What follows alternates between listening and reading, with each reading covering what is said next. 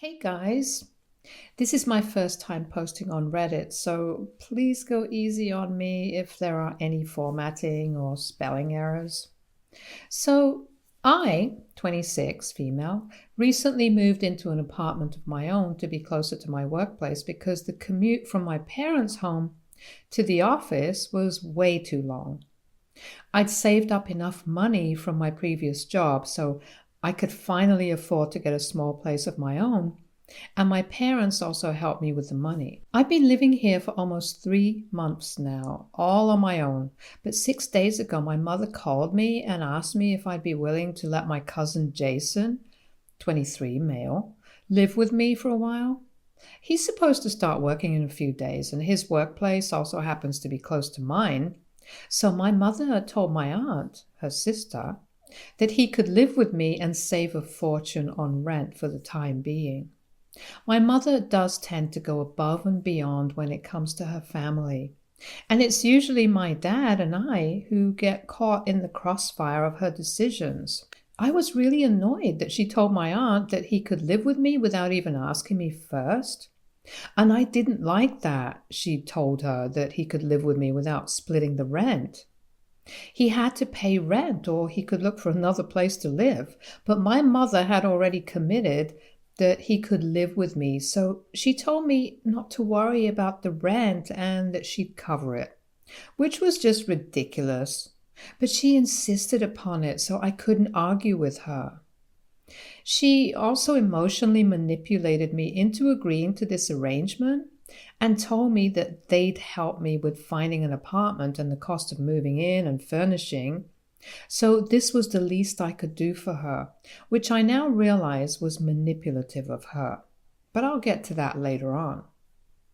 Jason and I were born a few years apart and were close during middle school, but we grew apart in high school because he turned into kind of a brat.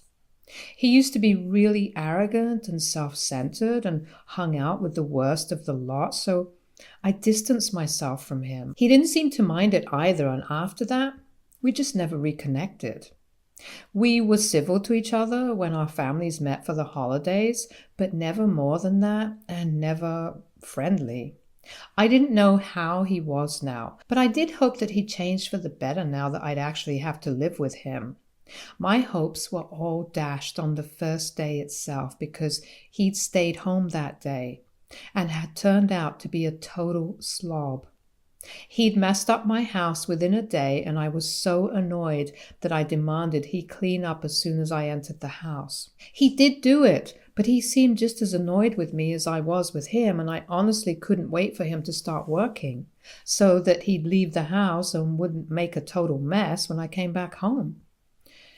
The first 2 days were difficult because his presence itself was very loud and obnoxious, and I realized that he hadn't changed a bit since high school. He'd been a brat then, and he was still a brat now because all he did while he was at home was play Halo, talk to his friends as loudly as he could on his phone, and order takeout. I only put up with him because my mother had manipulated me into letting him stay and had agreed to cover the cost of his living here. And also because I didn't have to cook or clean for him since he only ate takeout and he'd learned his lesson after the first day. So he'd started cleaning up after himself and didn't make a mess of my picture-perfect house. Before any of you guys come for me and call me a pushover, let me just tell you guys that my mother can be really forceful and manipulative in some situations, and I did try my best to avoid this situation, but I couldn't. At last, on the third day, Jason finally started work, and we came back home at the same time, so the house was just how I'd left it in the morning. He ordered takeout once more, and I cooked myself dinner, and then we went to sleep. It was the first decent day we'd had with minimal interaction, so I was finally becoming okay with this arrangement. Unfortunately, it didn't last long because the very next day, I came home a little later than usual because of traffic and found that my home had been taken over by a bunch of random men in suits. There were like 6 or 7 of them with loosened ties and tops of their shirts unbuttoned so they could be as laid back as possible while they emptied a bottle of really expensive wine that I'd bought for myself for special occasions. I was pissed when I saw them all laughing and talking around my coffee table with their feet up on it, something that I absolutely despised. It got worse when Jason spotted me, and very casually he told me that he'd invited his coworkers over for some drinks and told me to get the other bottle of wine from the cabinet for them as well. One of his coworkers even had the audacity to tell me that I should have stored beer for them instead, and that earned him some more laughs, but not from me, unfortunately. I was furious already and was trying to keep it together, but I failed when Jason once more told me to get the bottle of wine and even signaled towards the cabinet. I lost it and snapped at him, telling him that he had arms and legs of his own so he could get that bottle himself for his douchebag co-workers. And I also added that since he didn't pay rent to live here, I'd appreciate it if he asked me first before he invited people over. That seemed to stun them all a little, and that brought me some degree of satisfaction, so I headed to my room, slammed the door shut, and instantly called my mother up to tell her that I couldn't live with this guy anymore. He was a slob, but I could still forgive that since he had started to be mindful of it. But this was just disrespectful to me, and I couldn't take that, even if she did cover his share of the rent. My mother got really emotional and told me that she couldn't just let me kick him out because that would effectively ruin her and my aunt's relationship forever, and yet again manipulated me into letting him stay in spite of his ridiculous behavior. She said that I'd done enough by snapping at him in front of his friends, so she guilt-tripped me a little as well. I decided that I wouldn't apologize, but I wouldn't kick him out either, since my mother promised that I'd only have to put up with him until the end of this month. After he received his first paycheck, she talked to my aunt and made sure Jason moved out so I could get rid of him. I didn't like the thought of having to stay with him for an entire month. But again, my mother was being so pushy and slick that I ended up agreeing to that as well. Jason and I didn't speak after that incident, and I barely saw him because he'd shut himself in his room as soon as he came back home from work. This went on for 2 days, and today I received a call from my aunt. I'm assuming that neither Jason nor my mother told anyone about the incident because my aunt didn't ask about it. Instead, she had another outrageous demand to make. She wanted me to cook for her son, do his dishes, and do his laundry. He'd mentioned that I only cook for myself and do my dishes and laundry without even asking him if he needs my help with it or not. He told her about this when he'd first moved in with me, like after 3 days of living with me, and it had been bugging her a lot because she didn't think her son was experienced, and so she didn't want him overworking himself or falling sick from all the takeout. She explained to me that I'm older than him, so I should be looking out for him, and that included doing things that her precious son wasn't used to doing while he was living with them. Honestly, I was a little flabbergasted when she was telling me that I needed to cook and clean for him, and then explaining why I needed to do these things for him. It was crazy how she expected me, a working woman, to babysit and spoon-feed her adult son like he was 13 and not 23. Actually, let me take that back. Even a 13-year-old would know these basic life skills, and it was literally insane that she expected me to do this for her son. So I snapped at her as well and told her that she didn't expect me to look out for him, but she expected me to look after him like I was his mother, which I wasn't. She could either take him back and give him king treatment, or she could deal with this and let her son learn. Just as I had expected, she didn't take that kindly and started off on a sermon about how to be a good sister and that I should be protective of my younger siblings, just like my mother is, instead of being so arrogant and acting like an activist. In her opinion, her son was a really sweet boy. That's what she actually said to me, and I'm quoting her right now. and deserved to be looked after well. So I decided to burst her bubble about her son being the perfect little boy and told her about the incident with the wine the other day. I told her that not only had he been disrespectful of my right to privacy in my own home by inviting his friends without asking me first, and then opening up my bottle of wine, but he's also insulted me by demanding that I bring him another bottle when they were done with the first one, as if I was his personal maid and not the owner of this house. I know technically I'm not exactly the owner, but you all know what I mean. I thought that this incident would at least knock some sense into the woman, and she'd acknowledge that maybe her son wasn't as perfect as she thought he was. But of course, I was wrong. Instead of reflecting on her son's behavior and accepting that he'd been rude and disrespectful, she demanded that I issue a public apology because I'd insulted him in front of his friends by refusing to get him that bottle of wine.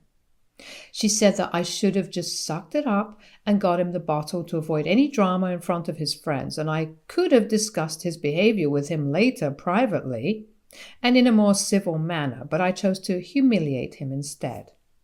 I needed to apologize to him publicly and make sure that his friends who were present there that day also saw that apology like they'd seen me disrespect her darling son.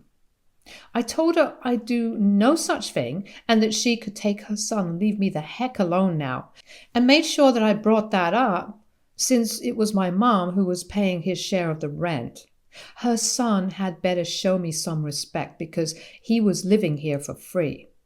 Then I hung up and muted her because I was not interested in dragging that conversation on any longer. I'd already wasted my time trying to explain to my aunt things that were way beyond her anyway, and she'd proven that she wasn't capable of understanding them at all, so I might as well quit while I'm ahead. I'd already mentally prepared myself to call my mother and tell her that I didn't want Jason living with me anymore, but before I could call her, she called me and started yelling at me because apparently I'd ruined her relationship with her sister. I didn't understand what she was referring to, but then she clarified that apparently what I'd said about her paying Jason's share of the rent meant that I'd never actually agreed to let him live with me voluntarily and that I wasn't treating them like family does. This had led to a fight between them, and my mother was blaming me because for some reason this was supposed to be my fault, and I should have known to keep my mouth shut when it came to her and her family. I didn't agree with that at all, and I fought with her as well because it wasn't my fault that she'd forced me to take my cousin as a roommate when I clearly didn't want to. She's the one who forced and manipulated me into doing it, and now she was mad that I told my insufferable and entitled aunt the truth. Even after I told her what my aunt had said to me, she wasn't ready to hear it, and insisted that I'd been very selfish and hadn't thought of how this would reflect on her and how this would affect her relationship with her sister. I tried to explain to her why I did what I did, but after one point, it just felt like we were talking in circles, and there was no point in trying to get her to understand my side of things as well. So I hung up in the middle of her rant and haven't got back to her since. I've always loved my mom, but she's way too pushy when it comes to her family. And I'm 23 now. I can't keep dealing with this, especially not when it comes to Jason and my aunt, who are both equally insufferable. I do feel like I overdid the part about Jason living here rent-free, since it's not like I was losing out on anything. My mother had agreed to pay, but she just wanted me to keep it a secret. And I think that's the part that I do regret. I shouldn't have rubbed that in their faces so much because that wasn't entirely fair. Aita for insulting my cousin by saying that he was living with me as a roommate for free in front of his friends, even though my mom was covering for his share. Update 1. Hi everyone. Thank you to everybody who commented on the original post with advice. Not so thankful for the people who are calling me a pushover and all sorts of other things, because I think I explained the reason why I gave in to my mom's demands at all. She'd brought up how she and my dad had helped pay for the apartment and the furnishing, so I owed her one, and that's why I'd allowed Jason to stay here with me. She's also really manipulative and bossy when it comes to her family, which I think I've already elaborated, so I don't know why there was such pointless negativity in the comments. I get that I should have been more assertive, but I'm sure there are better and more helpful ways to let me know about that. Anyway, it's been almost 3 days since I posted here, and Jason left that very day after my phone call with my aunt. He didn't even talk to me or anything, but once he came back home from work, he packed his stuff up and left without a word. I'm sure he left because my aunt told him to, and I'm glad that they had that conversation and decided that he needs to get out of here because that's what I wanted anyway. I don't care what their reasons are. I'm just happy he's gone because I don't need a grown and entitled man-child and his equally entitled and delusional mother bugging me for the next couple of months. I've also spoken to my mother about it. She wanted me to post that public apology and apologize to my aunt as well for the sake of their relationship. But I told her to go to hell and that I would be doing none of those things. I didn't care about how it turned out for her at this point because neither did she. She was willing to force her own daughter to apologize for something that I shouldn't even have to be sorry about. But she won't just take a stand against them for my sake. I know what her priorities are, and I'm not interested in fixing any relationships anymore. Everyone can go to hell for all I care because this meaningless drama is not my cup of tea. So I've told my mom not to contact me unless she decides to change her mind, and because of that, we haven't been on speaking terms for 2 whole days now, and probably won't be either for the next couple of weeks unless she miraculously changes her mind and apologizes to me.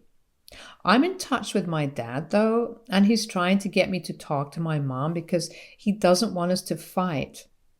But I'm not budging, not this time. I did the right thing and literally everybody knows it, so I don't see why I'm the one who has to apologize to anybody. Update 2.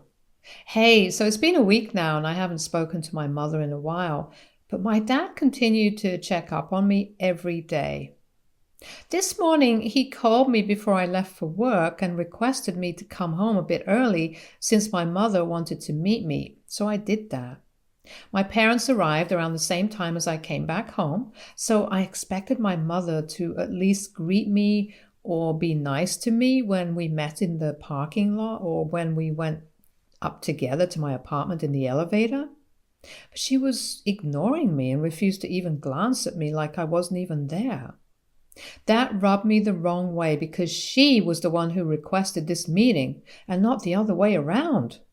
So she couldn't just pretend like she didn't want to talk to me when she's the one who made me come back home early for her. My dad also looked awkward and embarrassed, so he didn't see this coming either. But with my mom, it's rarely predictable, so I don't blame him. Even after they were seated on my couch inside my house, she refused to speak to me directly and was trying to whisper whatever she had to say to my dad so he could pass the message on to me. That's where I draw the line because that's really disrespectful, and so I yelled at her to talk to me directly if she had to say something instead of trying to get on my nerves like this. We then had an argument yet again about the same thing, my behavior, and how I'd become more arrogant and selfish after I got a well-paying job and started living on my own. And then once again she told me that this behavior wouldn't fly in this family and she'd come here to tell me for the last and final time to apologize to my aunt and my cousin, or she'd make sure I'm ostracized from the family forever. I can't even put into words how much that pissed me off, and even thinking about it right now makes me so bloody mad. I told her to get the hell out of my house at that point, but she brought up how she'd helped to pay for things and this wasn't entirely mine. I was about to tell her that I'd pay her back if that's what she actually wanted, but she had to leave right now before I could say anything. My dad finally intervened and spoke up. He told my mother that she couldn't keep using that against me whenever it was convenient for her because it was his money that went into it and not hers. So all along, my mother had just been leading me to believe that she'd also made some contribution, but she hadn't. She just wanted to manipulate me by playing that card again and again. I'm disappointed, but if anyone would be capable of playing such disgusting mind games with their daughter, it would have to be my mother, without a doubt.